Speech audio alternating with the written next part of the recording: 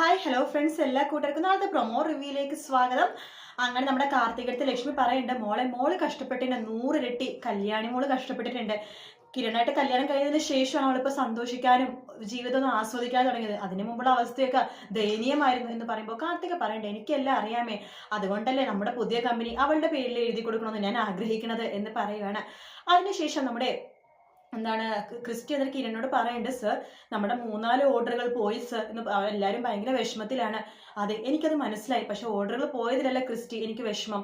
നമ്മുടെ ഓർഡറുകളെല്ലാം പോയിരിക്കണം, നമ്മുടെ എതിർ ഗ്രൂപ്പായ കാർത്തിക കമ്പനിക്കാണ് പോയിരിക്കുന്നത് പറയാണ്.